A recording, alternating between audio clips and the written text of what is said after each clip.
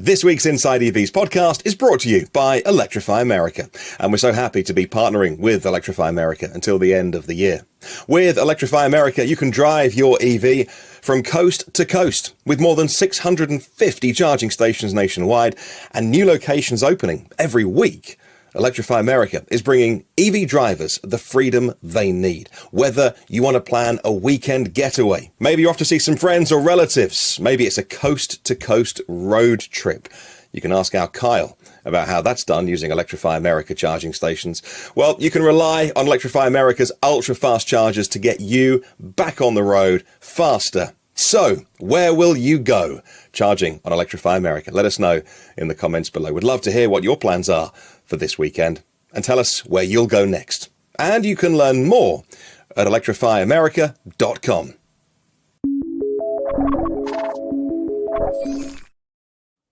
Hello, and welcome to the InsideEVs podcast for October the 1st, 2021. This is episode number 78. Our top stories today, well, we drive the Rivian R1T electric pickup truck and the Lucid Air and the BMW iX and much, much more. Actually, we've driven a lot of things this week. I'm Dominic Yoni, InsideEVs forum moderator and InsideEVs editor. Joining us today is the punklicious Tom Malogney, InsideEVs editor and host of the YouTube channel State of Charge. We also have the mesmerizing Mr. Martin Lee from the EV News Daily podcast, which, of course, is available on all the best podcast platforms. And, of course, Kyle Connor joins us from Out of Spec Studios. He also puts together rapturous videos for the InsideEVs YouTube channel. Okay, before we get going, I'd like to ask that you please subscribe to the show. If you're watching on YouTube, please hit that thumbs up button and ring that bell icon for notifications. And if you're watching on Twitch, you can also ring that bell icon for notifications there. Alrighty, so with that out of the way, welcome everybody. So usually we start the show by talking about what we've been driving this week, but that's probably all we're going to talk about, because we've been driving some pretty majorly important and awesome vehicles. So we're not even going to mention that Ford is investing $11 billion in creating a huge vehicle manufacturing center in Tennessee, or the Mission R concept from Porsche, or there's a bunch of things we're not going to talk about. Well, maybe we can talk about that a little bit, because that's pretty cool. Yeah, it was pretty cool. But no, we're not going to talk about any of that this week. Okay. So usually, Usually we might want to wait to talk about the vehicles that were the biggest deal, but I think all the vehicles this week are potentially big deals in their own way. So let's kick it off with the Rivian R1T electric pickup truck.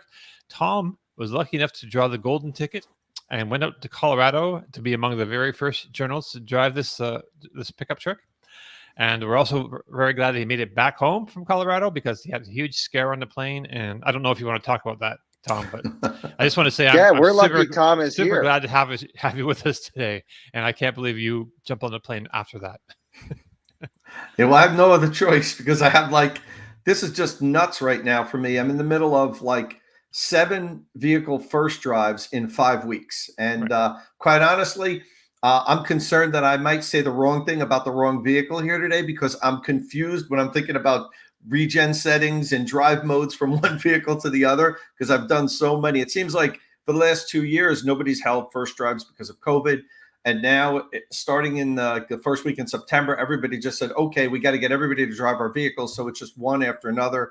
And what Dom was alluding to is, on my way back home from the trip to Colorado to drive the R1T, my plane lost 31,000 feet in altitude in 4.5 minutes. So it was basically in a nosedive. Wow. And for the first time ever, and I've flown a lot in my life, I really thought for sure that I was dead.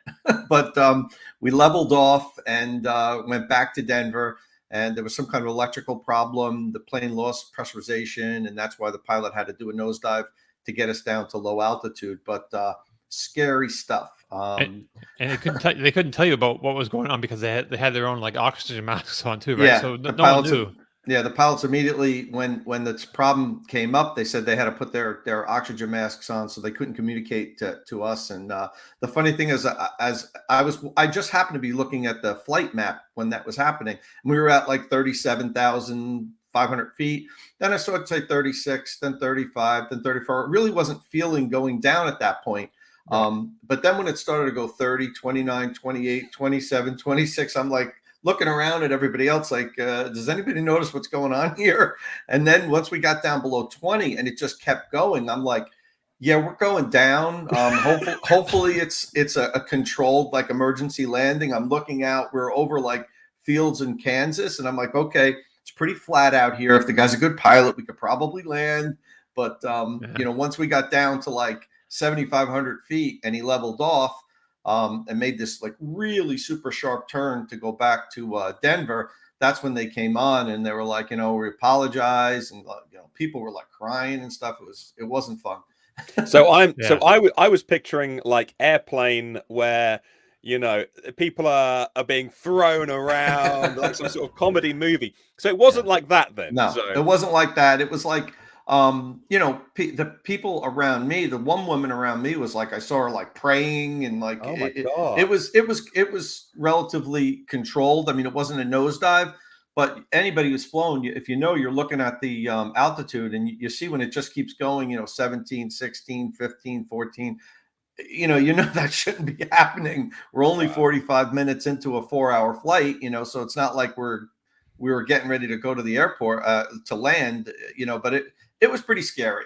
Anyway, I don't want to harp on that, but it was nuts. I actually sent my wife that text that you don't want to send, like, hey, I think something's not going on here, and I apologize for scaring you, but call United. Yeah. Wow. Yeah. Oh. But we were okay. Anyway, that was I was coming back from the R1T first drive, and there's first drives, and then there's first drives. Sometimes you get behind the wheel for 5 minutes and drive, 10 miles, and you're expected to be able to evaluate a vehicle, which I really hate when that happens. But this wasn't the case. Rivian flew us out to Colorado and put us out on like a nearly 30-mile off-road adventure through the mountains of Colorado, and gave us a really good opportunity to see how capable the vehicle was off-road. And then we were able to drive it on-road. I was able to drive it over 100 miles on-road. So, I mean, they really did a good comprehensive first drive to let us really see how well the vehicle will perform. And I don't know if I'm sure people out there have seen the reviews. There's very few negative reviews out there. Overwhelmingly, positive. When everybody came back, was just kind of godsmacked. We were just like, it's nuts how good this vehicle is. And that's how I felt about it. That I expected it to be pretty capable off-road, but it far exceeded what I expected. And it wasn't just that the vehicle can conquer difficult tasks. What really was so impressive was how easy it could conquer those tasks.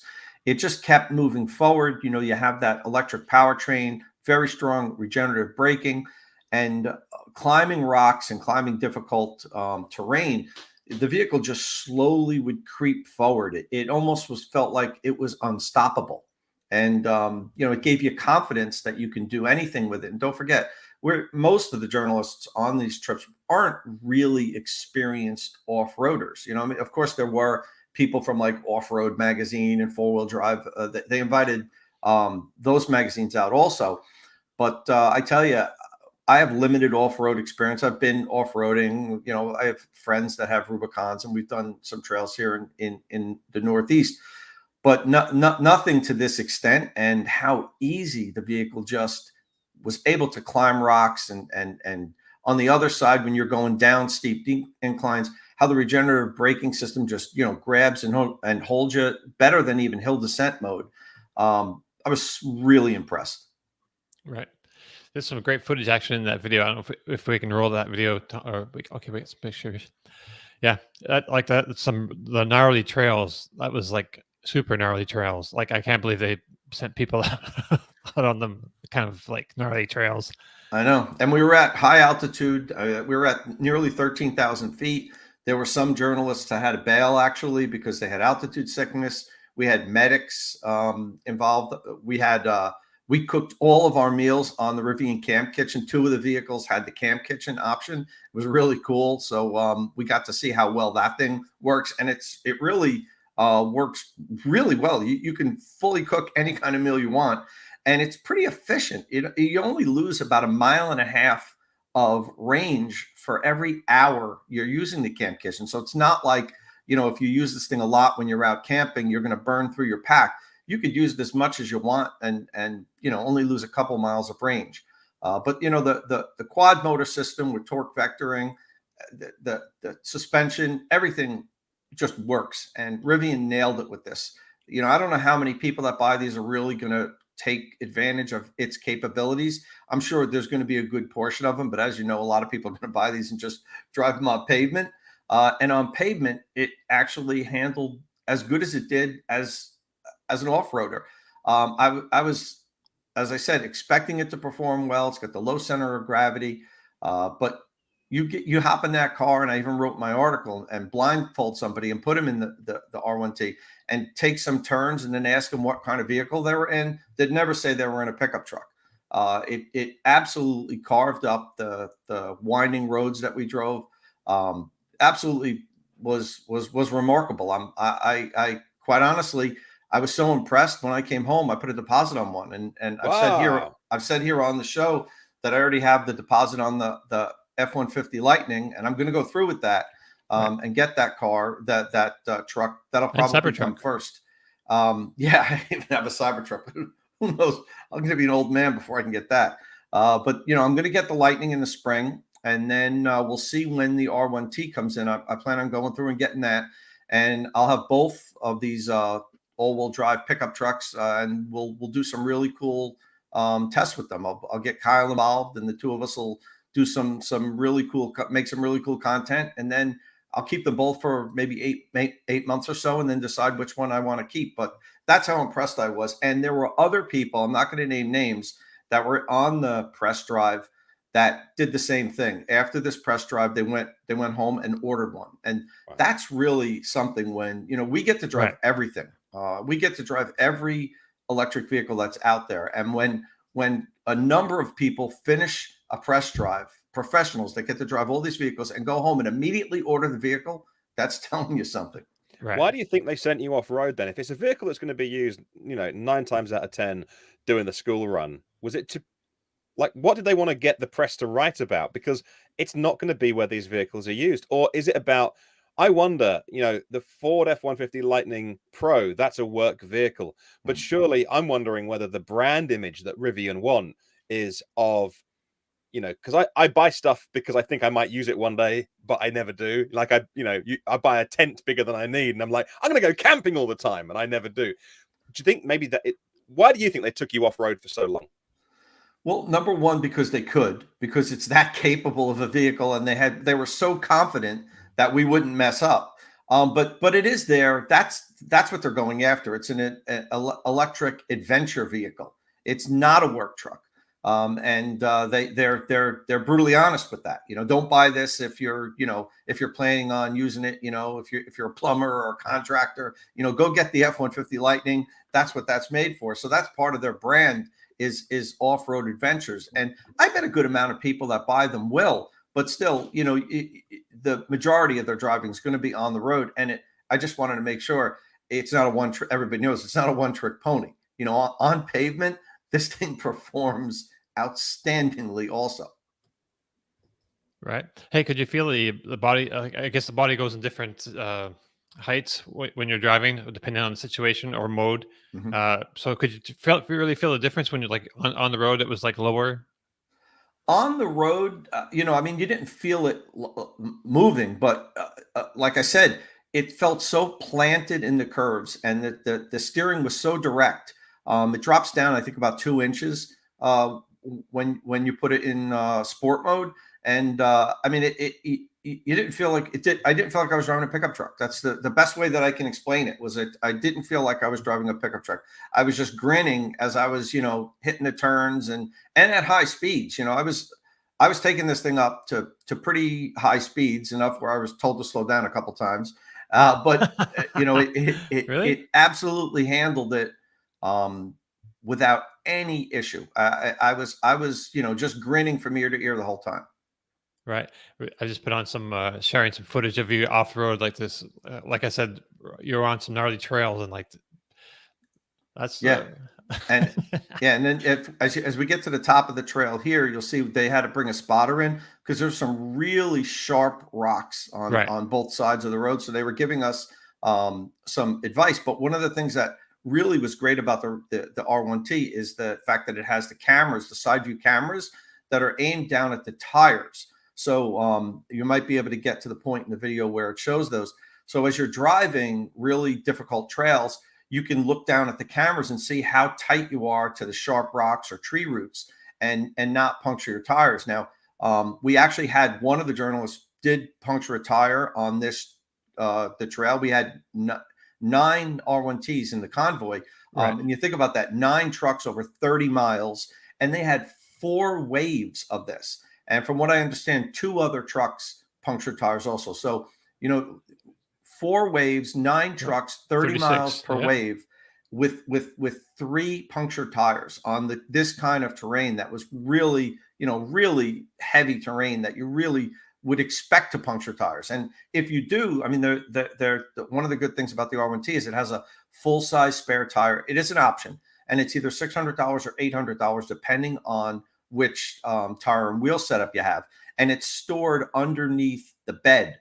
And which was great for us. I mean, it's very easily accessible. The only thing I will point out is if the bed's filled with cargo and you get a flat tire, that could be a problem because you have to unload the cargo on the side of the road. And if it's heavy cargo, you're kind of screwed. But, it does come with that option of the full size spare tire. And we needed it on not my truck, but one of the other trucks got their sidewall slashed.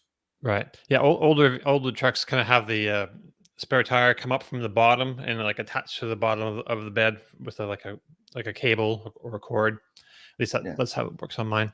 Yeah, well, but the R1T underneath is completely flat with the plating so that you can drop on rocks and everything, and there's no issue. I mean, that's another great thing about electric vehicles. There's no differential, there's no exhaust, there's no drive shafts, there's nothing down there to get in your way, so you can really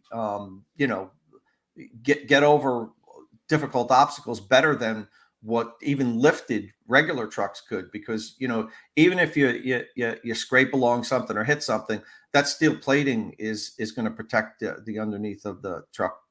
Right. Hey, did you get to do any like 0 to 60 kind of accelerations? Absolutely. When I was on the pavement, I did 0 to 60. Now, the Rivian estimates 0 to 60 is in 3 seconds for the R1T. Yeah. Definitely felt slower than that, but I did have the optional 20-inch off-road tires on. So that would make it slower than than 3 seconds anyway. That was tested with the sport tire and wheel package. So that would already slow it down a little bit. But I mean, the vehicle is incredibly powerful, but it definitely didn't feel like a 3-second 0 to 60 to me. Super impressive, punching it around 30, 40 miles an hour, really throws you back into your seat. And it gets up to high speeds really quickly. I mean, it's got over 800 horsepower, over 900 pound-feet of torque. The thing is incredibly powerful. At any point when you punch that accelerator, it mashes you back into the seat as nearly as strongly as I felt in any vehicle other than, say, a Model S long range, or I haven't driven the Plaid yet, but I did drive the long range. It definitely wasn't Model S fast, but it was more than fast enough for any pickup, faster than any pickup truck deserves to be. Right. So someone, I think Manuel asked or mentioned that the Rivian suspension team comes from McLaren. Is that, I know the suspension itself is like a McLaren concept, but did you know if the McLaren, if the suspension team was actually ex-McLaren? Honestly, I didn't know. They didn't really talk about the suspension team. But whoever designed it, it works, and props to them, because what's amazing is how well it works, both the behavior on both extreme off-roading and then on pavement. You would expect you'd be bouncing all around the place when you're on pavement. That's not the case. It behaved really well. The ride was nice and smooth. It's really surprising that it can tackle both of these tasks so well without a compromise, either on-roading or off-roading. Hadtob asked, can you share some info on the music side? What radio options are there? Is there phone connectivity?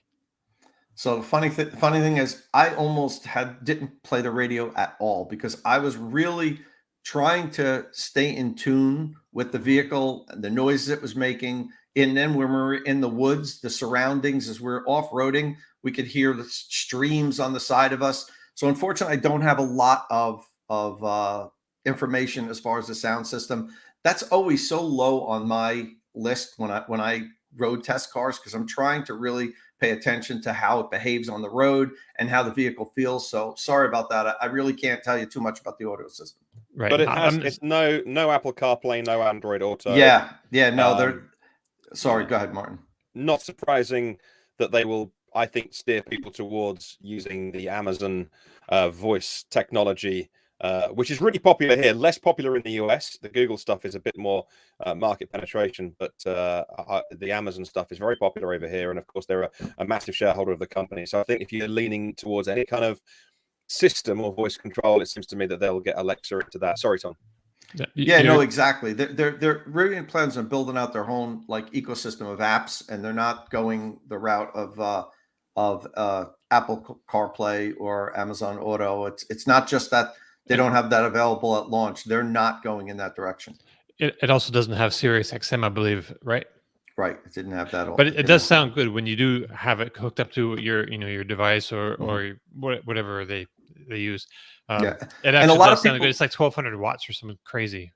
A lot of people are asking about charging. Unfortunately, we didn't have the opportunity to really look at charging rates and how long it took. So right now we're just going off the specs that Rivian told us. And to be honest with you, we want to get, Kyle and I really want to get a hold of one of these to do some DC fast charging tests and range tests, but charging for sure. And I'm working with Rivian to try to make that happen relatively soon. So, I don't want to comment too much on the charging right now because I didn't have the opportunity to charge it.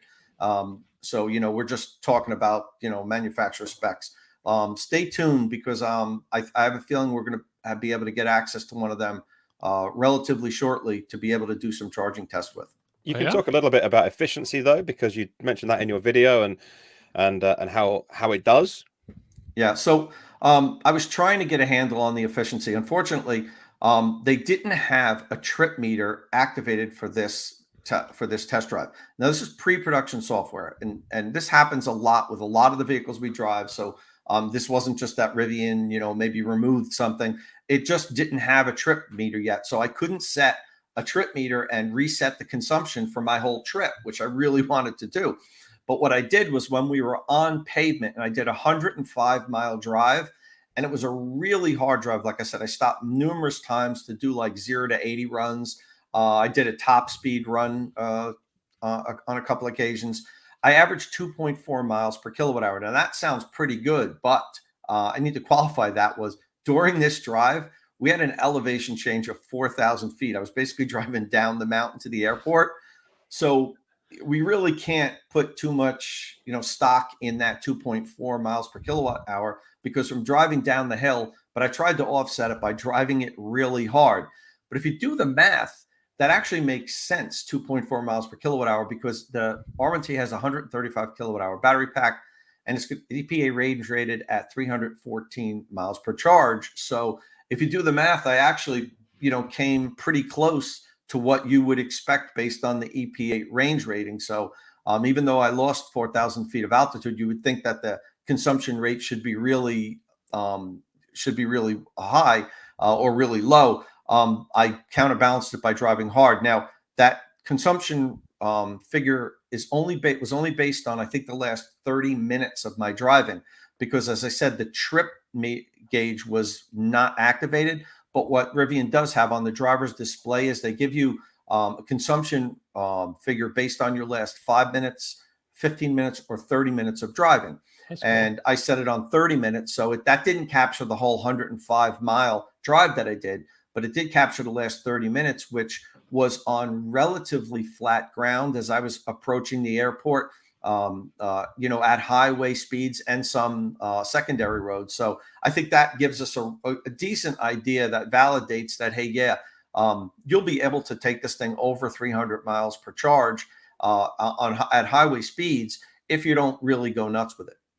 So the Rivian R1T has a motor for each wheel, so it can really torque vector like no other car, short of what the Rimacs and Navara. Yeah, absolutely. So could you really feel that in like on the road going around turns? Could you really feel that difference? 100%, Dom. You know, both on road and off road. I was just shocked at how well how planted it felt going into the turns. Especially off-roading, and you can see that in the videos. It just crawls over each rock and each obstacle, and as one wheel might lose traction, the other wheels pick up. And the interesting is, you notice even the wheels that are completely off the ground continue to spin like slowly. You don't typically see that in a combustion vehicle, but the wheels that are actually touching the surface, they're the ones pushing you forward. It just gradually moves forward. As I said in my article, it felt to me like lava going down the side of a volcano. It was just slow and steady and just went over everything. Like nothing stopped the vehicle, nothing slowed it down. It just kept moving forward like it was inevitable. Like you were going to get to where you wanted to go. As long as you took it nice and easy, 3-4 miles an hour, it would just keep moving forward and nothing could stop it. I was just really impressed. So on the highway, it will do two-wheel drive, right? But it's not a kind of adaptive Porsche Taycan type system, right? You've got to go, I want two-wheel drive for efficiency, but you're in that mode. Yeah, you put it in conserve mode and it decouples the rear motor. And unlike some other vehicles, like say the Taycan, that if you accelerate a little bit, it won't re-engage the rear motor. You can't get it to re-engage that rear drive system. So it's like the Kia EV6 then. Yeah. Kia EV6 is the same way. In eco mode, you get half the power. Then you take it out of eco mode, re-engages, and then it goes back to full power. Right. But to be honest with you, there was no need to take it out of conserve mode because it's still more than powerful enough to get you to where you're going. So I didn't have it in conserve mode. I put it in sport mode when I was on pavement. So in conserve mode, my consumption rate, I'm assuming, would be even better. But I had it in sport mode the whole time. Right on. All right. So Kyle, do you have any questions for Tom about his experience there? So many, but I just need to get one and do my thing with it. I can't wait to get it out in the canyons and the track because look, they claim this thing will drift around. Someone's got to try that. And then, of course, off-road's interesting. I just watched it do Hell's Gate, which I was recently at in Moab, and it was quite interesting watching the truck crawl its way up. Couple things I noticed from the video was thermal management system was rocking. So I worry about the 400-volt system architecture with such a high consistent load and hot temperatures, especially after DC charging, keeping the thing cool. It seemed to just be rocketing at max cool, just this little trail. So I'm curious to try the thermal systems, push them to the limits because I don't know. Also, yeah, like Tom had mentioned, the fact that this has 4 individual motors means it looks so weird going off-road. And in like the most like my brain can't fathom what it's doing because typical with not even just combustion vehicles, but every pretty much electric off-roader-ish, e-tron, Model X that we've done off-road testing on, when you get a wheel up in the air, they're open front differentials mainly, and that's what you're looking at when you look at the car head on. And if you get a wheel up in the air with an open front differential, what all of these cars will do is they'll grab the outside brake or the brake of the tire that's off the ground to build up torque in the system so that the drive motor sends power to the wheel with the least resistance, which is actually the wheel that's on the ground, so the car moves forwards. Here, though, they're individual motors, so the truck's moving forwards, even though the wheels that are off the ground are spinning. And to me, it just looks so crazy. So I can't wait to try this out because it looks totally insane. I've never and have never experienced anything like this. I can only imagine how cool it is based off of Tom's reports of it just walking its way up. It seems like the programming's really good. And exactly, yeah, with slow motor rotation equals a lot of current, means a lot of heat loss. So I'm really curious as to how this does off road. I can't wait to drive one. Whether it'll be a viewer's car at first, I already have some viewers who are offered to let me borrow their truck. Tom being one of them, of course. So thanks to Tom. But yeah, I'm looking forward to driving it. Right on. Someone was asking, did you do crab mode with it? But we can't talk about that. I mean, the Rivian R1T doesn't do crab mode. It does have tank steer, which I don't think is activated, right? Yeah, so that's one of the negatives. So there was no tank turn. And talking with Rivian engineers, I don't think that's going to come anytime soon. I mean, they do promise that eventually it's going to, the vehicle's going to be able to do the tank turns. But it sounds to they really want to talk about tank turn because it's just not a feature that's enabled yet. It sounds to me like it's not going to be anytime soon. So if you're one of the early R1T reservation holders, don't hold your breath on tank turn. They say it's going to come eventually, but it was definitely a low priority. Engineering hasn't spent a lot of time making sure they got this thing ready for launch. But the rest of the powertrain is dialed in and ready for launch. The center display system, the infotainment system, they still need some tweaks. We still had some glitches. I had to reset the system once, but the powertrain is good to go as far as I'm concerned. Right on. All right. So, do we want to talk about something else? The Lucid Air. So, after leaving Colorado, you went back home, but then you went back to, was it Arizona, like Casa Grande, La Grande? What is it? Yeah, Casa Grande, Arizona, and I went with Kyle. Right, and Kyle joined up, and then you got to drive the Lucid Air Grand Touring Edition Performance, and I don't know. Okay, Kyle, tell us what you drove. It was the Dream Edition, Performance. Right. Yeah, so the maxed out 1,111 horsepower.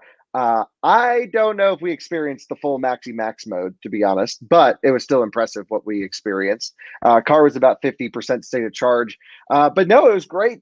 Tom can probably speak better to the whole experience. I really focused on the car, of course, but I went for the whole thing. We toured the production facility for the powertrain. We toured the main amp one, I think is what they call it, factory, which has been something I've been wanting to go to for a long time.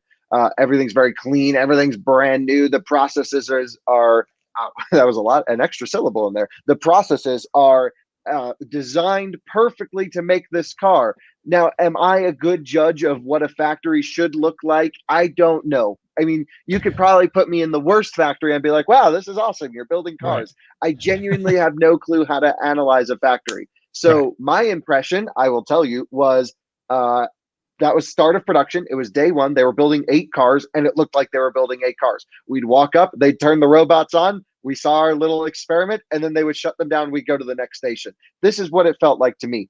However, there's so much room for expansion. I mean, look, they had so much room for stuff inside. They have so much room for stuff outside. And even with the stuff they have currently, they can just crank this up to, full operating speed, and they're just going to be winding these things off the production facility like nothing. So I think full confidence in Lucid building these things. Personally, that's what I got out of this. Whether or not I'm correct in analyzing that, I mean, I could talk to the car forever, but my impression of the factory was really cool. I have full confidence in Peter Hochholdinger. I've known him for years. He runs production at Lucid. Great to see him. He gave Tom and I a tour, and yeah, just an awesome experience. And whoever's playing this video back doesn't subscribe or like Out of Spec Reviews.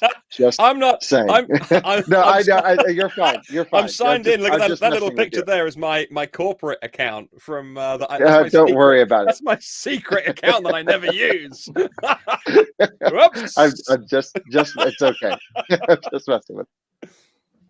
Kyle can be very frank sometimes. We actually, I got to hang out with Kyle yesterday myself in California at another. What an experience it is to hang out with Kyle, about that next right? Week. Yeah, it was great. We had a good time. Yeah, we can. It was great to see you. It was so much fun. I got Starbucks. We hung out at breakfast. It was awesome. Yeah, had a drink at a bar even. Yeah. So more Lucid stuff. So Tom, what were your impressions of Lucid? Oh, I should also mention that it actually officially entered production. So, you got to see the factory kind of start up and shut down, but it's actually producing officially cars, right? Yes, it is. We were there on day one when the production began, and like Kyle said, we got a chance to do a factory tour. We got a chance to do. I mean, they called it a first drive event, but I almost don't want to call it a first drive event because I had like 5 minutes behind the wheel of the Air, and you got a little feel for what the vehicle can do. But I mean, it was like, okay, give everybody 5 minute shot and then come back. I'm going to really try to reserve my driving impressions until I get a chance to drive one for a little bit longer. Kyle did a great, first drive review. He has it on his Out of Spec channel. He probably nailed it as good as anybody could. He took the most advantage anybody could possibly have on like a 5 to 6 minute drive, and did a super job with that. I have a video coming up on InsideEVs where I did a deep dive discussion with Eric Bach, the senior engineer for the Lucid Air, on efficiency, because it's one of the things that really makes me excited about the vehicle is how efficient it is and how Lucid was so laser focused on making every single aspect of the vehicle as efficient as possible. And that's how they got over 500 miles out of a 112 kilowatt hour battery pack. I mean, I know that's still, it's not like it's a tiny battery pack, right, but still nobody's been able to squeeze that many miles out of a battery pack. And especially the fact that it's a big, heavy, powerful sedan. It's not this tiny little, runabout that, it's easier to make efficient because it's small and it's light. They did a super job, and it didn't happen by accident. They analyzed every little aspect of the vehicle and scrutinized how they could, make it as efficient as possible. And I have a 15-minute interview with Bach that really goes into a deep dive on how they worked and tried to make every little aspect of the vehicle as efficient as possible. So that's going to be coming up in a day or two on InsideEVs. Driving impression, with go along with Kyle, that I think that maybe they were holding back a little bit because the vehicle obviously was really quick, but it didn't have that push you through the driver's seat speed, right, that I was expecting it would.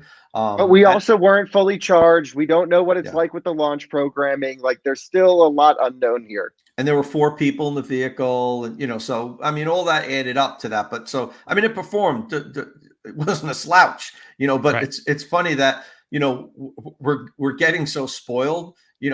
One day we're driving a Tesla Model S Plaid. The next day we're driving Rivian R1T with a 800 horsepower. Next day I'm driving another vehicle that has 1,000 horsepower. Then you get into. I wasn't so spoiled yesterday. So what's that? We'll talk about that. I wasn't so spoiled yesterday. I know, but I was driving the Mazda MX-30, which I can't tell you how it drives, but on paper it's abysmal.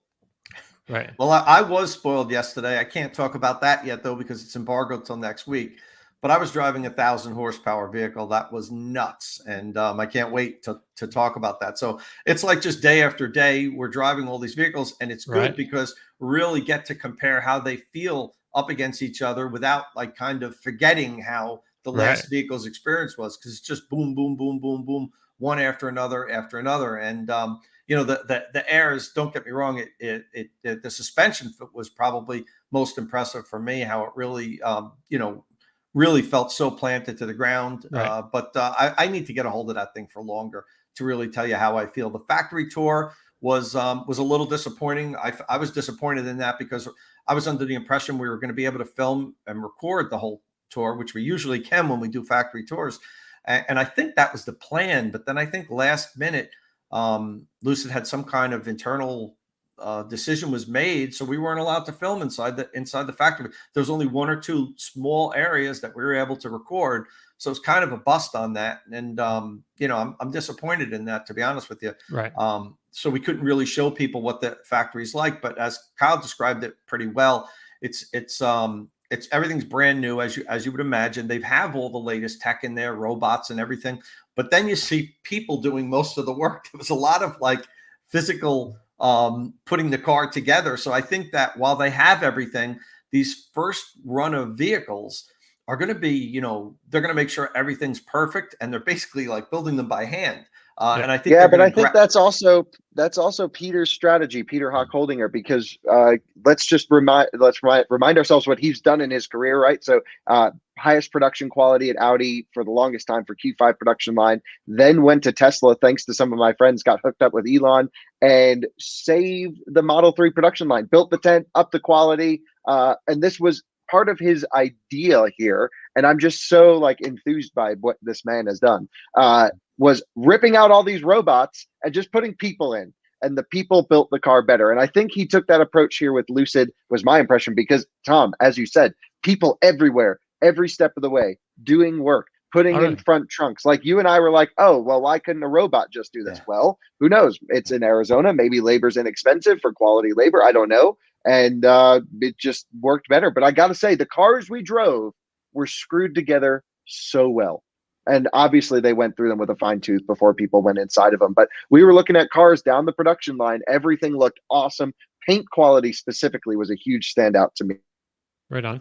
Yeah, no, I wasn't being critical with that. I was trying to explain that the way I believe it is that they're making sure quality is number one, and then they're going to gradually introduce more and more automation slowly and as they ramp up production. And speaking of which, the AMP1 facility in Casa Grande right now is only at its phase 1 level, and they're capable of building 30,000 cars a year. They've started phase 2. They've already started the construction on phase 2. When that's complete in maybe a year and a half, they'll be able to build up to 90,000 cars per year. But then phase 3 starts, I think, a year later, and that'll give Lucid the capability of manufacturing up to 400,000 cars a year out of the Casa Grande facility. So they're still a long way from that, but where they're at right now, if they were at maximum capacity and they had the factory completely built out, they could build up to 30,000 cars per year. Wow, that's a lot of cars. One thing I want to touch on just before we get to the next car, because if you watch my first drive review, you get most of my impressions in there. No need to reiterate that on the podcast. It's really quiet, very comfortable, and extremely fast, of course. But I go into like some of the low speed motor calibration tuning stuff that I thought was really nice. They tuned out a lot of the inconsistency of vibrations in the half shafts, as well as motor oscillation that showed the last, like, I would say 5% of calibration that the car needed over the last 3 months. And I thought, yeah, really nicely done. But I commented on the NVH in the car. And I mentioned that, especially in the rear seat, it was very loud. And there's a couple things that go into this. First is chip seal road. So the road surface was extremely rough. That's for sure. Yeah. But I still felt and still feel that it was a little bit louder than I was expecting. Tom, you sat back there. What was your impression? I agree 100%. And I'm gonna give Lucid a little pass on that, because these were pre-production vehicles. And I know I don't think so. Not like that though. I've been texting some of the Lucid guys about this. They're really concerned about the NVH comments, because they're like, we benchmarked S-Class. Nothing here is embargoed. Like, I don't mind being fully open. Tom and I hung out with some of the engineers after the event and really shared some in-depth technical opinions about the car and sort of strategy. For me, it's really important to get to know the people who tuned the car. And so usually I try and hang out with the chassis guys whenever I go to an event, because they're responsible for driving dynamics. That's what I care about. But let's not give names, but basically we got charts showing that this car, we don't have them, but they showed us at the event. They benchmark S-Class, and this was better through objective testing than the S-Class. My ears told me something different. So right now it's objective hard data versus Kyle's not so great ears thinking it's a little loud. So basically, I think we'll test it when we get one. Look, the road surface was bad. I can always walk back on my statement. I don't want to, say it's loud when it's not. My impression was it's loud. I don't know any way around that in the back seat, or louder than I thought it would be. And they claim, at least on paper in objective testing, that this is quieter. And look, when we get the cars to test eventually, obviously Tom and I will hopefully be able to have access to these cars either through owners, or if Lucid's kind enough to let us have some media vehicles to test, then I'll grab an S-Class, we'll get some microphones, and we'll do the best job we can to share if it's really louder or not. Right. And On that point, two things I want to point out. Kyle pointed out that the road surface was poor. And one of the roads that we drove on, and we only drove on a couple of roads, we didn't do a very long ride. One of the roads was terrible. The road surface was all chopped up. So that's part of it. And secondly, Kyle, we did drive in a second car. Didn't you notice that the second car, it sounded a little bit better? It still might not have been as quiet as I would have expected, but the first car we were in definitely seemed louder to me. Yeah, but the acoustics changed because we added a third person. We had fans at different settings, things like this. And so you also, I think, were sitting in the front seat for this particular portion rather than the back. The front, I thought, was always loud, quieter than the back seat. So yeah, look, things change. You know, anytime you make a small change inside the cabin makes a huge NVH difference, of course. And that has a lot to do with occupant spacing and absorption. So I don't know. I'm not an NVH expert. I thought it was louder than expected in the back seat. And I just thought like, oh, let's just put some foam in the doors back here or something. So, and Dom, really quick before we jump to the next thing, talking about NVH, I forgot to mention another thing that really impressed me about the R1T was how quiet it was on the highway. I mean, we're buzzing along at speeds perhaps above. Did you have the off-road tires on the highway? Yeah, and we had the 20-inch off-road, or like the most aggressive tread tires that Rivian sells. There are 34-inch tires, and I was just I have a Tacoma with aftermarket tires on it that are a little bit more aggressive than the stock ones. And as I'm buzzing along the highway, it's all I hear. And I was shocked at how quiet the inside of the vehicle was. It was much quieter than my Model 3 is at 80 miles an hour. Now, I know that's not a high bar because the Model 3 is not known to be. Oh, the Model 3 is the worst car for noise. Yeah, I got in one yesterday, and I was like, ugh. Yeah, it's not great at highway speeds. You get a lot of wind noise in particular with the Model 3, but I was shocked at how quiet the R1T was at high speeds with the off-road tires on the highway. I was like, I can't believe that it has those tires and it's this quiet in here. So, I just I know I'm kind of gushing over the R1T, but it just really blew my mind. Every aspect of it pretty much was just amazing. So, Doc, Tom, you really have me considering, and again, I can't wait to drive it, but you really have me considering altering my next vehicle purchase, which you guys know what I'm up to. I'm not going to share it publicly because of things like this, where if R1T really is as good as everyone says it is, I'll get an R1S. That kind of is the perfect Colorado car, isn't it? Yeah, 100%. Hey, does R1T has a glass roof, doesn't it? Yeah. Yeah, okay. I think one of our watchers or listeners is under the impression it doesn't have a glass roof, but it does have a glass roof. Mm-hmm. All the great cars today have glass roofs. Any car can have an open roof with a chainsaw. Right. Hey, so let's talk about something else. But first, Martin, let's hear from our sponsor. This week's InsideEVs podcast is brought to you by Electrify America, and we're so happy to be partnering with Electrify America until the end of the year. With Electrify America, you can drive your EV from coast to coast with more than 650 charging stations nationwide and new locations opening every week. Electrify America is bringing EV drivers the freedom they need. Whether you want to plan a weekend getaway, maybe you're off to see some friends or relatives, maybe it's a coast-to-coast road trip. You can ask our Kyle about how that's done using Electrify America charging stations. Well, you can rely on Electrify America's ultra-fast chargers to get you back on the road faster. So, where will you go charging on Electrify America? Let us know in the comments below. We'd love to hear what your plans are for this weekend, and tell us where you'll go next. And you can learn more at electrifyamerica.com.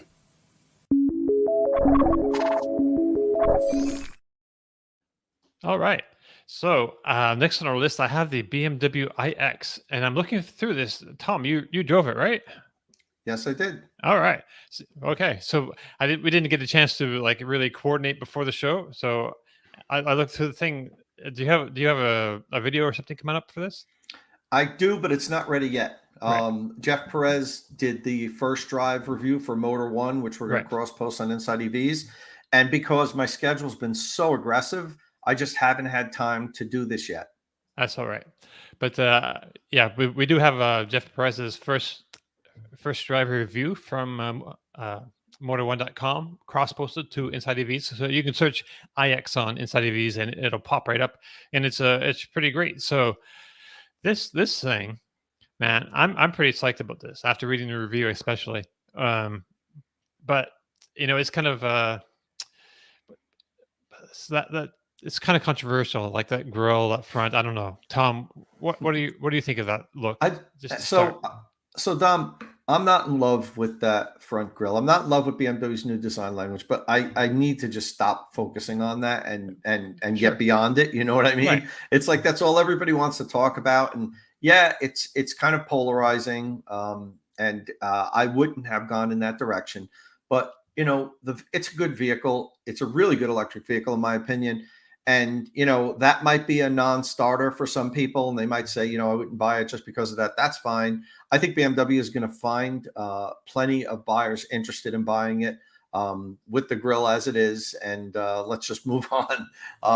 The iX is a purpose-built electric vehicle. It has its own platform that's only going to be used for the iX. Interestingly, they're not going to use that platform for any other vehicle. BMW is coming out with their own next generation of purpose-built electric vehicle platforms in 2025.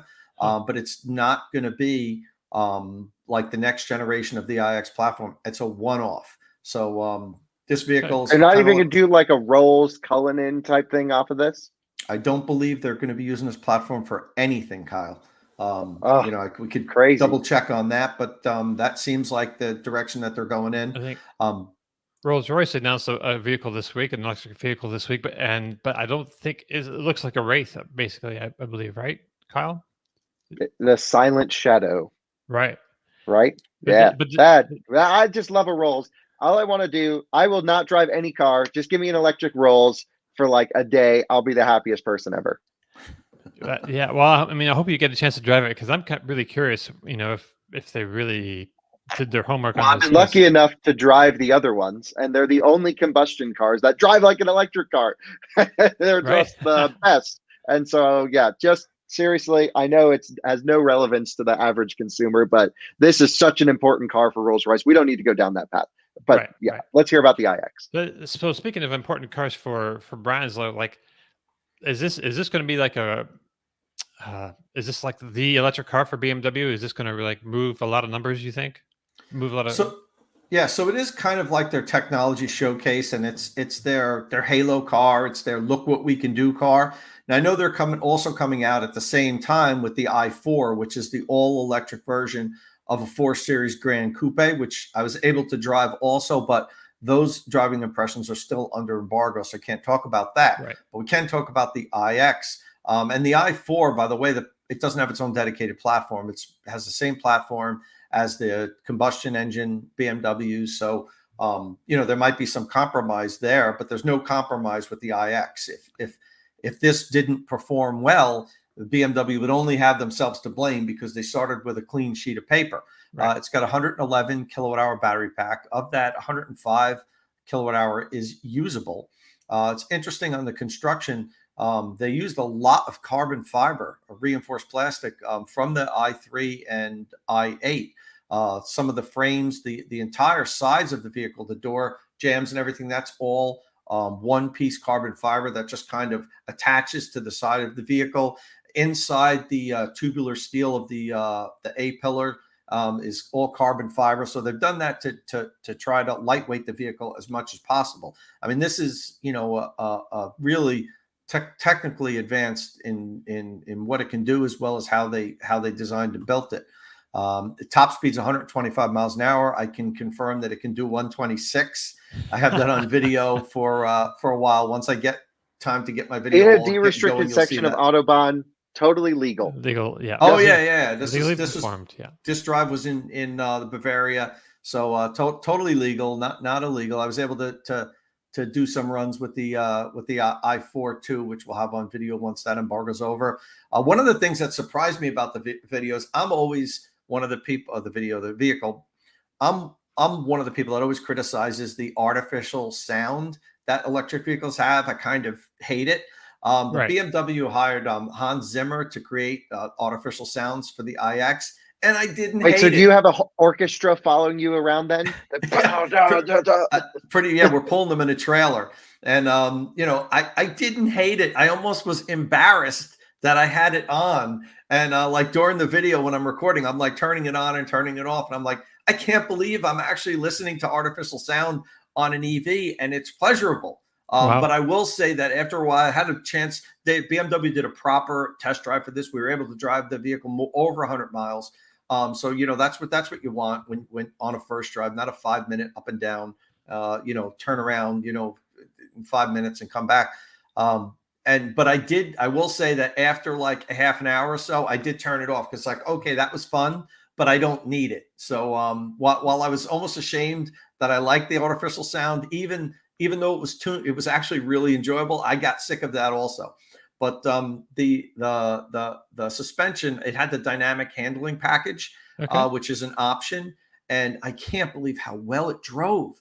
And Okay. I know I just said this about the R1T, and maybe this is just like the norm with electric vehicles because and it should be because they have the low center of gravity. And but I tell you, this thing, it's the size of an X5, the iX. Okay. And it's almost identical in dimensions to the X5. It might be an inch lower, I think. There's no way this thing felt like an X5. It drove better than any X5 that I've ever driven, and I've driven the M Performance X5s, and this thing would run circles around an X5. Almost no body roll, precise steering. It was such a pleasure to drive. I actually, for a minute there, I was like, Meredith, this would be a perfect EV for Meredith. But then I'm like, yeah, I've got I want to buy every EV that comes out now. Right. The regenerative braking system worked really well. It's got the radar incorporated in regenerative braking. You could set, BMW had always just given you regenerative braking in their EVs and said, this is what regenerative braking is. They don't allow you to adjust it. And I always criticized them for that. But for the new vehicles that are coming out now, they do allow you to set the level of regen you want. And one of the levels you could set was automatic, where it incorporates the radar. It worked so well. I was so impressed. It would look at the vehicles far in front of you. And if the vehicle started slowing down, you didn't even realize the vehicle in front of you was slowing down. It would use the radar system to begin regenerative braking. So you're recapturing that energy when you don't even realize you are on the highway. And then off the highway on secondary roads, if there's a vehicle at a traffic light way ahead of you and the vehicle is slowing down for the traffic light, the iX will gradually slow down, recapture all that energy. So you almost never have to touch the friction brakes. It does have one pedal driving, but I really liked how well the automatic braking system worked and how well it incorporated the regen and how smooth it was. The only part of it that I was a little critical of, and you'll see this on a video, was that when a vehicle would cut in front of your lane on the highway at highway speeds, it really pulled the brakes in hard. And then it didn't begin to accelerate until that vehicle was further in front of you because they're accelerating and you're slowing down than what I would have liked. I would have liked. This is a typical BMW adaptive cruise system. Yeah. You know the trick, Tom? There's a trick to this. No, you just hold the left turn signal down and then it accelerates because it thinks you're doing a pass. Yeah. So every time you see me in a BMW, it's just left turn signal anytime someone's in front of me. Right. Yeah, and it does that really well. How when you're gonna switch a lane and you put the blinker on, it accelerates, and which was what you should do because that's normally how a driver drives. When you're jumping into the lane next to you, you don't just coast into that lane. You accelerate into that lane just in case there's a vehicle coming up behind you. So it does that well. And Kyle, I know I've experienced that with other electric vehicles, but what I'm saying is I think it was more pronounced with this. When a vehicle cut in front of me, it took like I felt I was going to get rear-ended before the vehicle started taking off when a vehicle cut in front of me. So but that's all software that they could adjust. It could be pre-production stuff, and that was the only thing that I could really criticize on it. The lane centering feature worked great. The adaptive cruise control worked really well. It's got level 2 autonomous driving. It's got a new iDrive. This is the first vehicle for the new iDrive system, the iDrive 8. Huge improvement, really snappy. Oh, really? Yeah, Nice. I was really pleased with it. Really worked well. What did Jeff think of it? Did Jeff like it? I didn't talk to Jeff. We were in different waves. And I honestly, to be honest with you, because I've been traveling so much, I haven't read his review yet. We have to check that out on InsideEVs. But yeah, I liked it a lot. I thought it was really snappy. Of course, there was a learning curve because it's new and it took me a little bit to find stuff, which I know it's so easy to say, well, if you have to learn it, then it's not intuitive. But the problem is there's so many things being incorporated into these systems now. There's no way you could just design a system where everybody can just hop in it and just know where everything is immediately. That's unrealistic. So it took me a little while to except figure for out where Tesla. stuff was. Yeah, it's not even so with a Tesla. A friend of mine bought a Tesla, and a week later he came over to my house a couple of weeks ago to say, "Show me how to use this thing. I can't figure it out." So not. I don't know. I think they're the best. I think they're the best. Like, also, I've Kyle. seen. Yeah, average gets in and then just drive. I agree. Thanks. I agree. Yeah. That they have made it laid out and simplest to learn. I totally agree with you. How was on that. Rivian's, by the way? Because I haven't seen anything on the infotainment screen. Yeah, so there's a lot there. So there's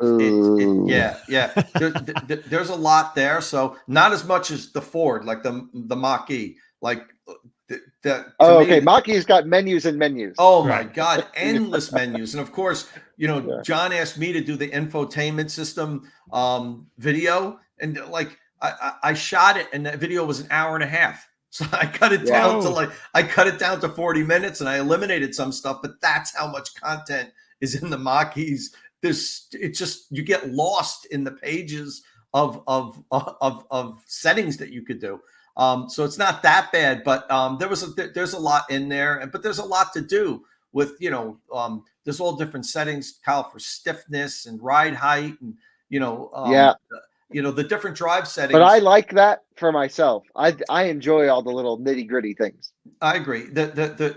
Each driving mode has its own default settings for, all this different stiffness, ride height, all that stuff. And then you can go individual sport, for example. Right. And then same as the combustion cars. And you can customize it on the R1T and then set that as your preferred. Oh, on R1T? Setting. I thought we were talking about iX. Sorry. We R1T are, but you asked me about Rivian. So so I know we're going off, but I know I forgot to mention this. And with the R1T, and so you could set your profile up with all the drive settings, the regenerative braking setting, the stiffness, the ride height, all that stuff, and save it. So when you get in the vehicle, it will default to your setting, which is great because not all vehicles allow you to do that. A lot of vehicles always default to a certain drive mode, and you've got to go in and reset yours. But Rivian lets you customize it to the drive setting you want. Okay, so back to the iX, the regenerative braking system. I loved. I thought it was fantastic. Really worked well. And the ADAS system worked really well. What am I missing here? It starts at $82,300 US. I was going to ask Tom, can you put this into context in terms of the market? Because I'm not quite sure where this. I get what an X5 is. X5 is like in the States. X5 sells like 50,000 a year right now. Right. Yeah. So in terms of price and also market, where is this car going to sit then? So it's going to sit against the Tesla Model X. E-tron. E-tron. I-Pace. Yeah, and E-tron. No one buys I-Paces. Rivian Gravity. EQC, Mercedes-Benz EQC. It's bigger though, though, we right? don't get those. We don't get EQC. You don't get EQC here. What a shame. That's a nice car. And it's I would imagine it's bigger than the e-tron too, right? I haven't looked at the dimensions. How's the e-tron compared to an X5, Kyle? You might know that better. Yeah, roughly about the same. Really? They really aren't that far off. E-tron's a hair smaller, no third row. Smaller, X5 gets 7-passenger. I think this felt so roomy on the inside. It felt much bigger than an e-tron. I could tell you that. It felt. The interior is super roomy, and I love the interior. I always loved the interior of the i3. I thought BMW nailed the interior of the i3. The exterior, well, that's a controversial, design language that BMW used. You either loved it or you hated it. but I found very few people that didn't love the interior of the i3. I think people are going to feel that way about the iX. It's laid out so nicely. It looks, futuristic, modern, minimalistic.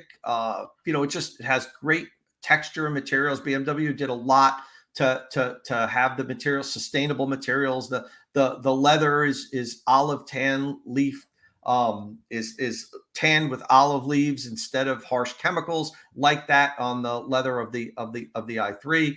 There's recycled materials. The BMW talked a lot about overall sustainability and the energy used for the plant that's manufacturing it, everything. They're really trying to make an effort to be the most sustainable manufacturer in the world. I know that we hear that all the time. It's, we're kind of getting sick of hearing sustainability, but BMW is really making an effort.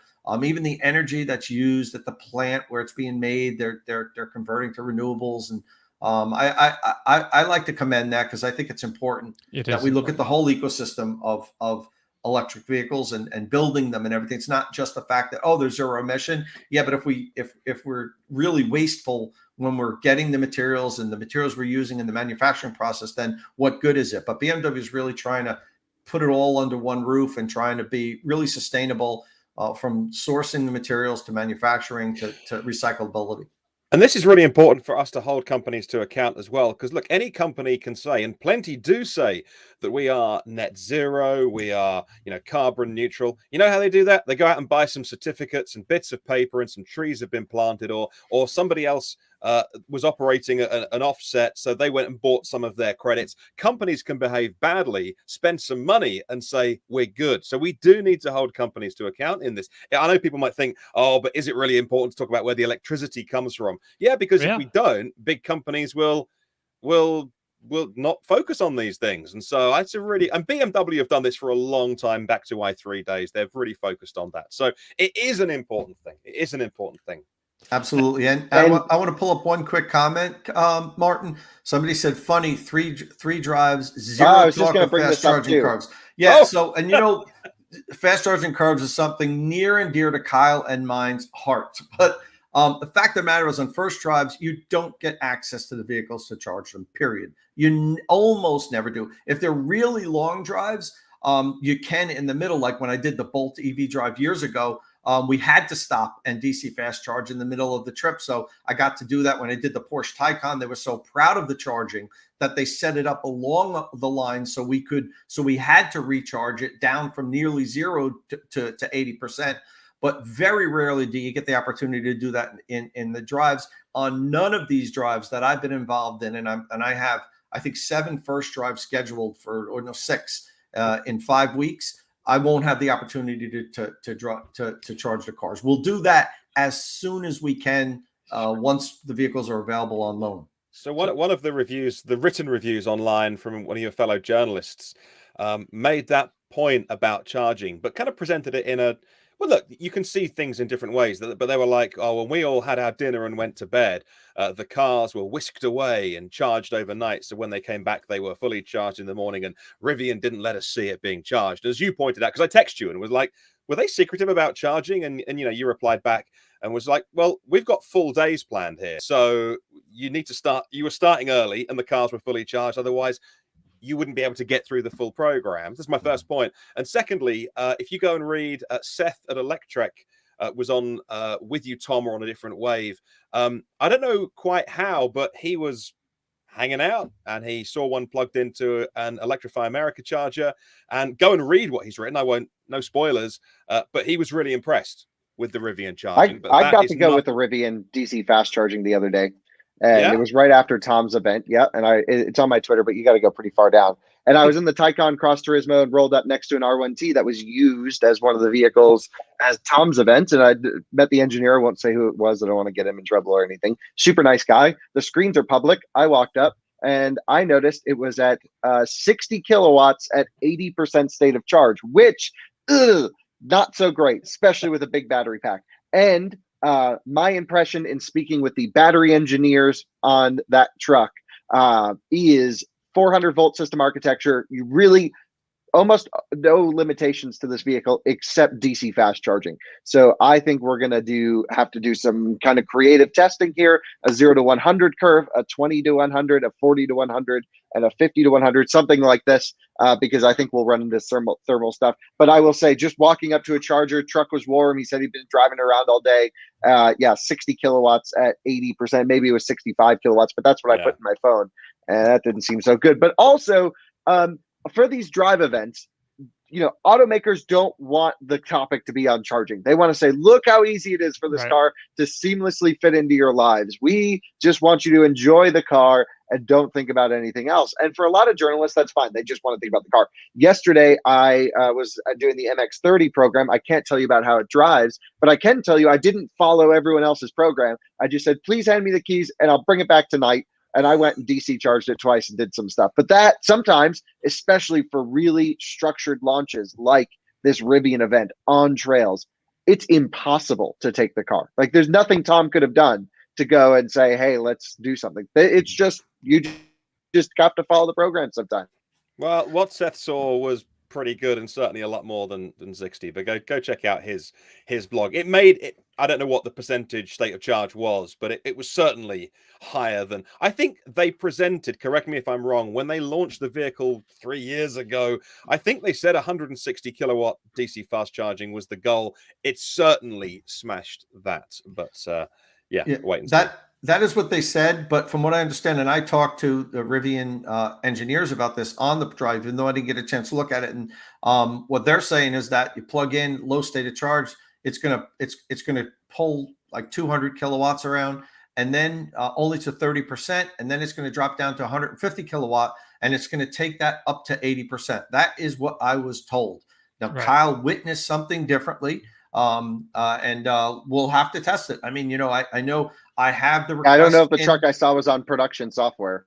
Yeah, I have the request in to do a full DC fast charge test as soon as possible. I made myself incredibly clear with Rivian. They even wrote it down, maybe just to make me shut up.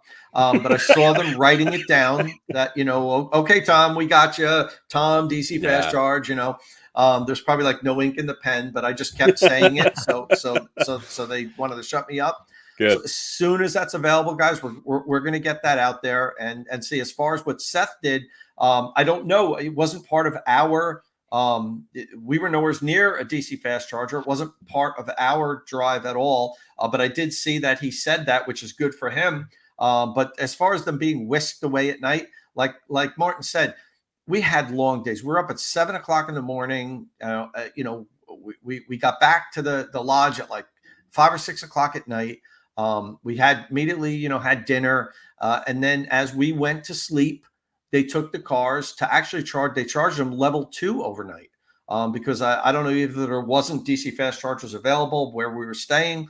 But I know that they charged them on level 2 overnight, and then they pulled them up at 6:37 in the morning, get ready for the next day. They're all washed and everything, so forth. I wanted to say hi to Ben Sullins checked in. He's on the news over there. And I also want to yell at him a little bit because as I was at the Lucid event trying to record a video, he photobombed me and threw me off, and I had to re-record that session. So thanks a lot, Ben, for that. But it was good to see you. It's one of the good things that's cool about these events is that we get to see some of the other people that are out there in the industry and say hi to them, where we usually only see them on YouTube or Twitter or whatever. And it was good to say hi to Ben.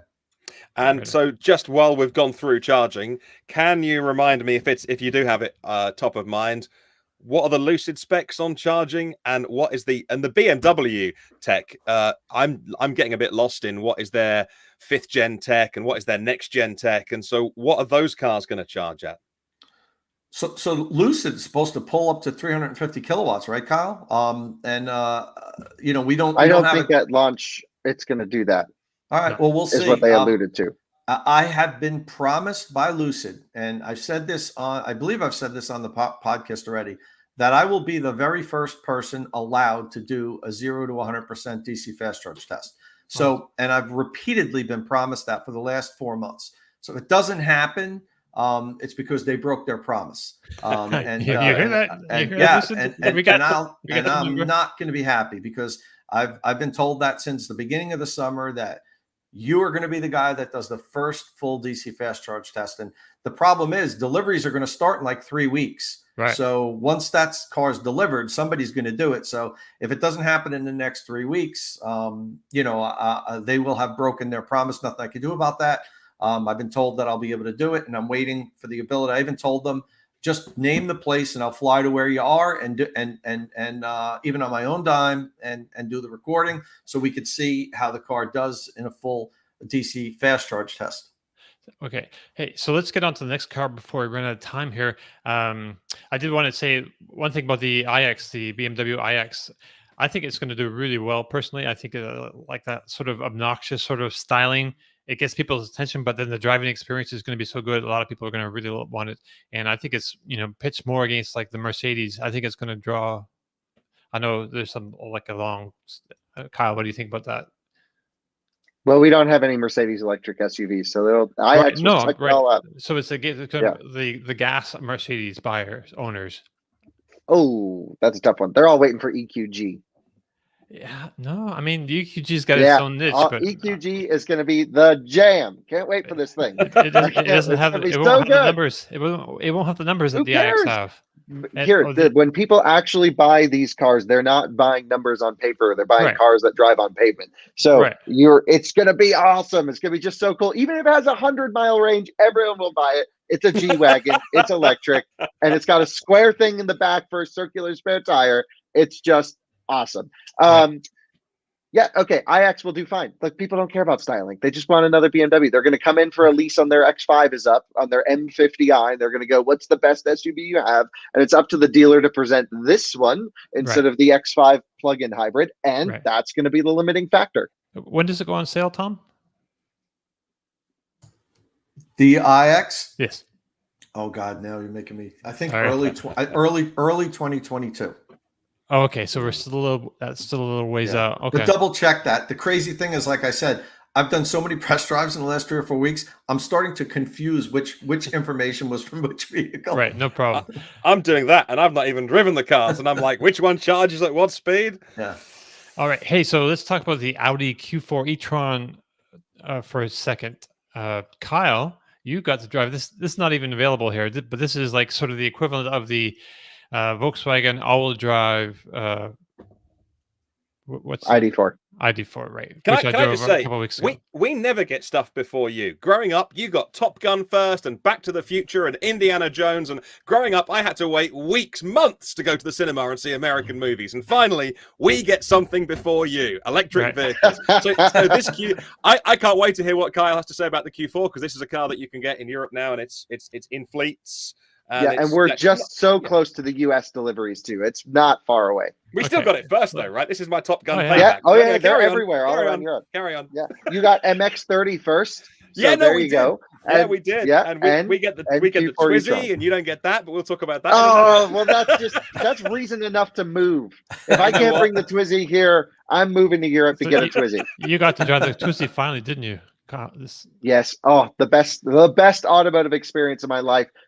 For sure, no question. Huge thanks to Marcus Beal in Oslo, Norway, for lending me that car. Oh, just amazing. Kyle, could I interrupt for 1 minute? Before you jump into the Audi, I forgot something that's important about the iX, and I'm scrolling through the comments now, and I see somebody ask me, Tom, does the iX have a big frunk? So this is a topic that was a little controversial. No, the iX doesn't have any frunk. As a matter of fact, you're not allowed to open the hood. The hood, you need a special tool to actually open up the front hood. And so not only is there no front, but you're not even allowed to open the hood. So I asked the BMW representative, so what happens when your 12-volt battery dies? The 12-volt, is it under the hood or is it somewhere else? They're like, no, it's under the hood. So I'm like, okay, so how do you change it? And he said, oh, bring it to your local dealer. So I said, if the 12 volt's dead, I can't bring it to my local dealer. I have to tow it if it's a 12 volt. And they're like, I suppose you have to. And the problem with that is, as anybody who's experienced with electric cars knows, the 12 volt battery is one of the weak points in electric vehicles. They don't last long. I had two BMW i3s, both of them, before I totaled one and turned the other one in. Well, it's kind of like the i8, right, Tom? Yeah, You can't open the rear hood on the i8. Yeah, but I think you can, Kyle. I think it's just difficult to open. Like I think like you have the to go through a two-person procedure. thing. Yeah, but I think they let owners open it. With the iX, it's like, no, you're not allowed to open it because it requires a special tool that you don't have. As soon as I get one, chainsaw, baby, that hood's coming off. Well, I mean, you'll go to your local dealer and tell the guy to give you your tool, and they know you, and you'll have it. But I thought that was really interesting. Not only is there not a frunk, but you're not allowed to open the hood. And so if your 12 volt goes, you're calling a tow truck to have the vehicle towed to your dealer so they could change your battery. I think they need to send. Not cool. I think they need to proactively message that they'll be sending people to your house, to the car, to replace the 12 volt battery on it, because that's just not acceptable, customer experience. Or it shouldn't for be. Fire, there's got to be a high voltage fire cut loop somewhere, and usually that's under the hood. Under the hood, right? So there's need to get to that. Yeah. Well, I think you just fucking rip the thing off. Excuse my language. You just get in there and just. If it's burning, that's what you do. Oh, this is live. We can't beep you. Oh no. This is interesting because it was with Mercedes-Benz EQS, and they're like, well, look, you fill the washer fluid with the stupid door. We worked so hard on removing any kind of lines and gaps from the car. We cut a hole in the car to fill the washer. But they're like, so you don't go underneath the hood. But they wouldn't. I couldn't find an answer. Oops. Hey, there you're back. Oh, you're back. That was awesome. Yeah. So with Mercedes-Benz were non-committal on whether you could or couldn't do it, but BMW have said no. You are not allowed. You can't lift it. Yeah, and fully electric asked Tom, does anyone have pictures under the hood? Yes, I do. I posted them on Twitter. They'll be in the video, the iX review video, when I get time to do that. If anybody's really good at video editing and feels like helping me out, shoot me your email, and maybe I'll hire you. I should add here, if anyone's new to this podcast and is watching or listening and thinking, how can I have 100 and something kilowatt hours of traction battery, and yet a 12-volt battery can kill my car? Yes, I'm thinking the same thing as well, that it should not be an issue. But it happens. It should not be. Yeah, but this is just because all interior parts are 12-volt supplier. Yeah, like you can't buy a 400-volt screen. No, it's suppliers, it's cabling, it's the automotive industry, right? Even going 48 volts, which is, you don't need the orange high voltage cabling for it. It can't give you a bad day if you touch 48 volts. It's still not an option, really. Not to get the supplies. Yeah. I'm kind of lucky. It's like Taycan has 800-volt system, 400-volt system, 48-volt system for PDCC, and then the 12-volt system, all on different bus bars. Jeez. Yeah. So it's how it is. But not every EV has that problem with the 12-volt. I mean, it is a frequent issue because your EV will start getting everyone does. Weird Which warnings. doesn't? I mean, my Spark is like 2015. I think it's got the original battery. Yeah, but you'll eventually die, and you'll need to replace the 12-volt. Every EV will. But I had to do this in the i3 at exactly 4 years and 2 days, so it was 2 days out of warranty. Mine lasted 2 years. My original 12-volt. So was dead in a little over 2 years. Real quick, Kyle, the Q4 E-tron, how was it? Yeah, good. Compared to the ID4, the money is really close. Like the prices are really close. Like, yeah, you just buy the one that looks better. I think there's no difference in usability for daily life. Literally zero. ID4 gets massaging seats, which Audi won't. I'll never let that one die. That's crazy. Mid-spec ID4 gets massaging seats. Q4 E-tron. Yeah, not available on Q4 E-tron. Guess what? My dad, who's like not really into he's owned a lot of luxury cars and stuff, but he's never really uses all the features. And he has a couple ID4s now, and he's like, I love the massaging seats in this car. And when I told him that the Audi didn't have it, he just laughed. He's like, what? And it's true. It's like, come on, that's crazy. But everything else about Q4 solves every complaint about ID4. You get 4 window switches instead of the 2 with the rear button, which I still admit is silly, and there are some tricks. The interior infotainment, I love MMI. It's great. Really think the sound system is a huge step above ID4.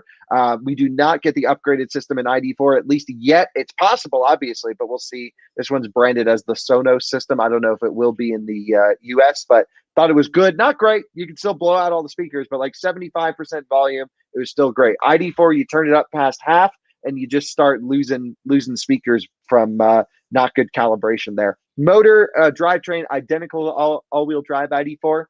Right. So I'll leave that to you, Dominic.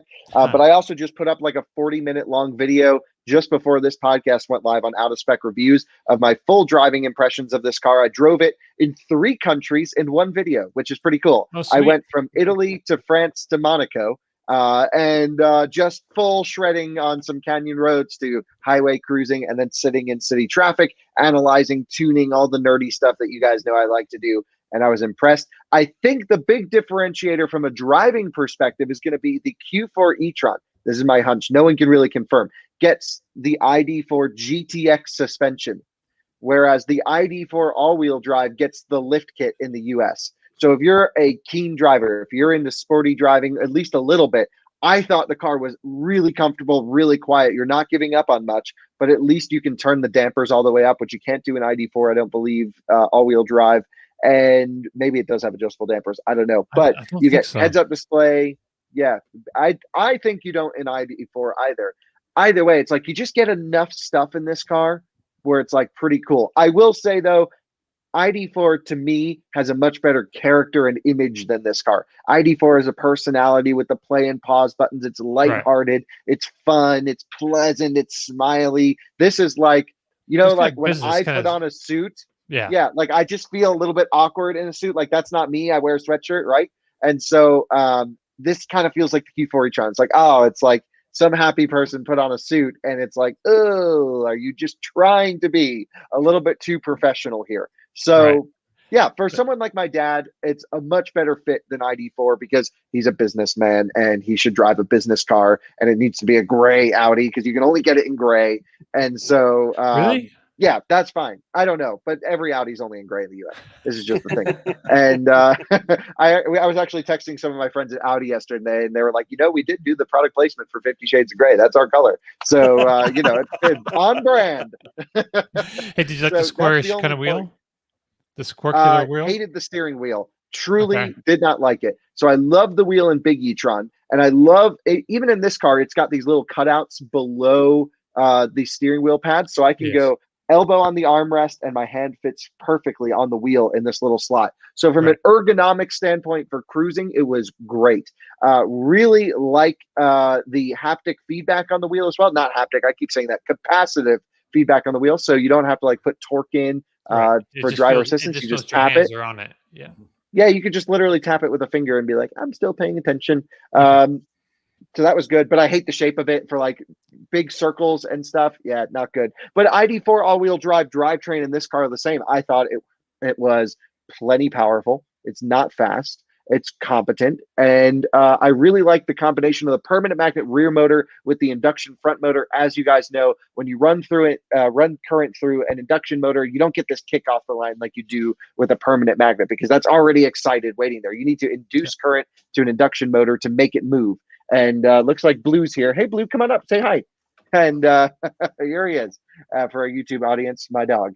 Okay, off you go. Yeah, I thought it was really well tuned. I drove in the canyons. Other differentiations, you can turn traction control off in Q4 e-tron. You can't. There I was getting stopped by the French police, which was pretty fun. They were nice. It was just, it was just it's like, arrête la voiture. But no, they just let me go. Yeah, it was awesome. I loved it. I really did. For me, I'd probably buy ID4 all-wheel drive just because it's a little bit more fitting. I don't like the pretentiousness of the Q4 that comes along with it, but they're the same car. There's no difference. I like the interior of the Q4. It's a little dark. I don't like that so much, but I do like the integrated screen. Whereas on the ID4, we'll see the option. I don't know about option packages if we can get a light color interior in Q4. Audi's really good at making dark interior. Right, and it does look like you're wearing a suit compared to the ID4, which is kind of like just happy and just nice, fresh and airy feeling. It's got a glass roof though, right? The Q4. So in every market, or I should say in our market, standard on every car. In Euro, not so much. So this car didn't have a glass roof. And I asked the guys why, and it's just so funny. It's the chassis guy said it handles 0.007% better. So all the press cars don't get glass roofs. But this is a very German decision where, this is how they. Right. Yeah. On our drive, on the ID4, I think the entry one doesn't get the glass roof, but yeah, you have to step up and get the next one, and it's really nice and it has that automatic kind of shade that comes back, so you can, if it's super hot and sunny outside, you can darken it up and cool it down, or keep it cool more easily. All right. So, anything else you want to say about the Q4 e-tron? Well, I want to. Yeah, ask I think Kyle, it's a. Oh, sorry. Go ahead, Tom. I want to ask Kyle. Kyle, not having sat in it. When you get in it, does it feel like a regular Audi, or does it feel like an ID4 that's been, Audified? Yeah, a little bit of both. And maybe we should save this conversation because we're an hour and a half in. But I want to talk about Audi's electrification strategy as a whole because they're different. They have their own bespoke chassis that they've done with regular e-tron, big e-tron. Then they took the J1 platform from Porsche with all of their logic and brought it down to Audi. This means no off-throttle regen, all that platform stuff. Then they took the ID4 MEB chassis and brought it up from Volkswagen into Audi, which means you get a totally different braking system, different throttle calibration, different ways that you access the boost functionality. For example, in regular e-tron, this is the simplest difference. You need to put the car in S mode or dynamic, which is automatically S, and then you get access to full power. So you physically need to change a mode out of key up to get full power. In the J1 platform, which is the Audi e-tron GT, you get full power all the time, and there's not even a boost little gauge. I don't believe it just goes to 100% power.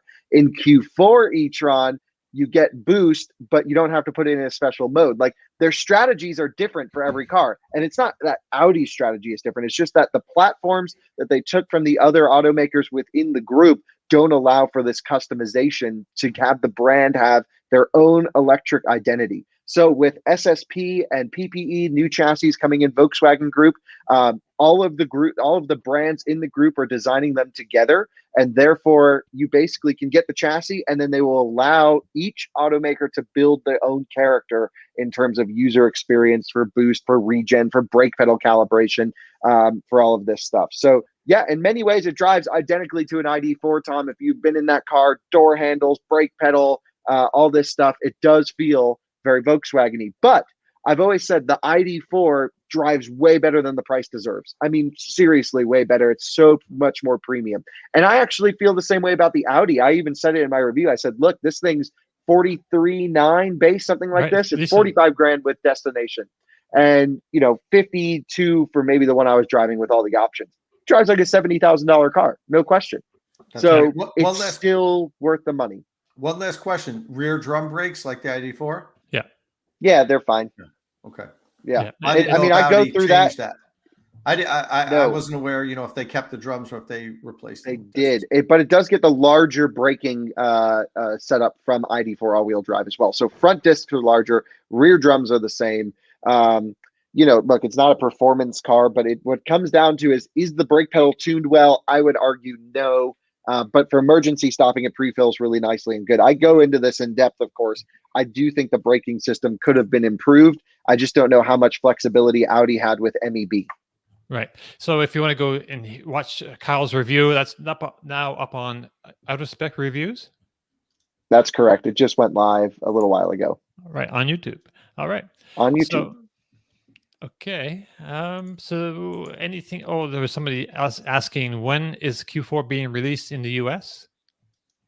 I don't know off the top of my head, honestly. I haven't paid attention much to the US stuff, just because I've been kind of settling back in. And I'm going off to Europe again next week. So yeah, we'll have to figure this out with Audi, and I will get with them and see as soon as we can test a US spec car, because I believe there's quite a few option and package differences from the EU car to the US. For example, we don't get the cool dual tone paint that the one I had. Obviously, we get glass roof as standard. I don't know if we get the cool wheels, but I really hope we get the cool wheels that were on that. Oh, different lights, maybe? So we'll get the same lights, but with different programming. So what's cool about the lights on this car is you have 4. So I also did a full walkthrough for Inside EVs on this channel where you're watching the podcast, hopefully that you're already subscribed to, so you know about this video. If you go back last video, I did like a 40-minute tour of this car, pushing every button, going through every menu, looking at everything. And I'm sorry, I was a little tired in that video, but I had been up for like 3 weeks, but I still get through everything. And I even show you the different headlight patterns you can have for the running light, which is really interesting. In the US, we'll get those same headlights. I don't know if they'll be tinted black, but we won't get the matrix functionality because of FMVSS regulation. All right. So I got to put an end to it. That brings us. We could talk about this all day. Really, we must be capped. I've got nothing better to do. We must stop. But actually, I got some work to do. But so that brings us to the end of our show. If you have any questions or comments, you can leave them on the InsideEVs forum podcast thread or on our YouTube or Twitch comment sections. If you like the show, please give us a thumbs up. That'll help other people watch or find us. And if you're watching on YouTube, if you're watching us on YouTube, or give us a rating if you're listening on another platform. Don't forget you can find and follow our panelists on Twitter. Follow Tom Malogney at Tomolog. That's with 2 M's. Martin Lee is at EV News Daily. Kyle Connor is at It's Kyle Connor. And I'm at Dominic_Y. Ciao.